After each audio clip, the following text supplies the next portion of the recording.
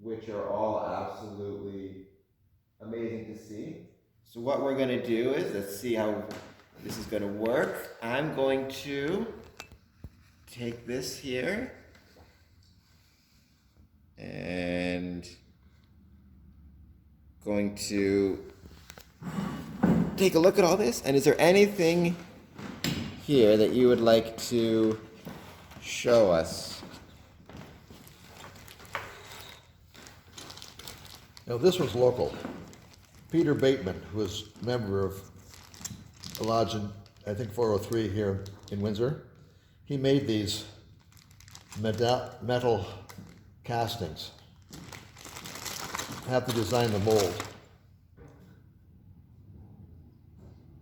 Quite intricate. So that's one thing you observe when you're given souvenirs of a visit, is the workmanship in making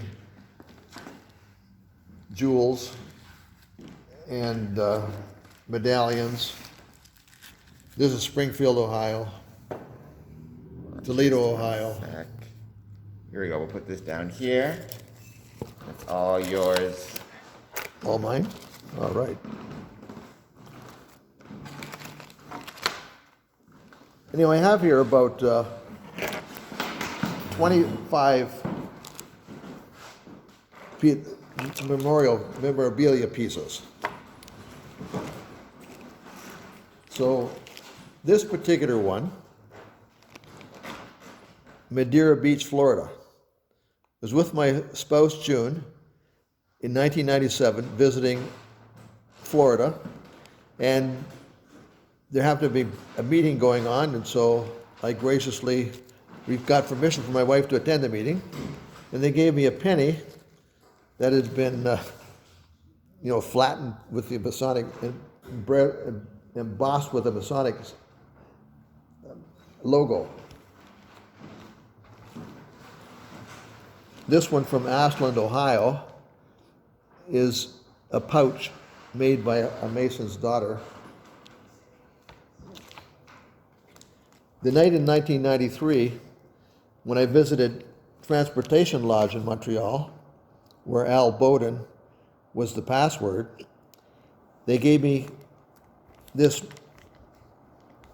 a pin of the choo-choo train. It was established in the 1800s, and the president of the CPR, the Canadian Pacific, was a member. And that's one of the reasons why they called it Transportation Lodge, because it had members from the transportation community. Now, frequently in Ohio, they have a custom rather. Every Grand Master prepares a lapel pin of his year as master, and this is from the year 2000.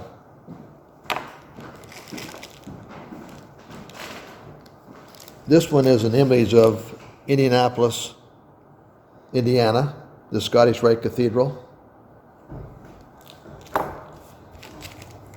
There are about 20 here altogether. This one is from Pittsburgh, Pennsylvania.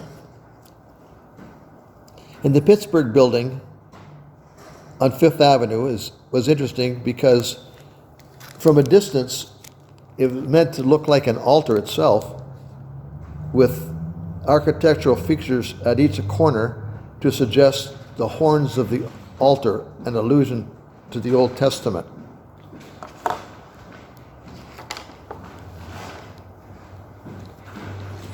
So each time one visits as a visitor, it's just a general custom among Masons to give you a little gift of your visit. And then that's why I was able to accumulate a variety of these objects. You can see them laid out on the table there.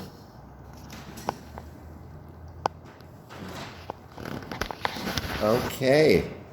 Well, with that, Worshipful Brother Glen Teskey, you have always been a Masonic leader and an inspiration to a lot of brethren for your work and also for what you bring to Lodge. You always take the time to make Lodge meetings extra special, to recite a poem or a piece of history or something that helps make something that makes Lodge exciting to go to. And you always look forward to hearing what Glen Teskey is going to have to say when before the meeting's finished. So with that, thank you so much for being a guest on our Square and Podcast, Square and Compass podcast. Is there anything else that you want to add before we wrap this up? Well, that's the end of episode 1. But thank you, Cameron. This is like episode 13. Michelle is episode 1. Michelle, over here, hi everybody, is episode 1. I'm being presumptuous. Maybe you'll bring me back for episode 2. You know what? I'd be happy to. All right. Thank you guys so much for tuning in. And leave a comment down below if there's anything that you want to see me talk about or hear me talk about. Check out the Patreon page. Hit the like button, hit subscribe. If you want to check out my Patreon page, you can. If you want to sponsor the podcast, and you get some special swag like some mugs, postcards, things like that. And with that, we'll see you next week for another episode. See ya.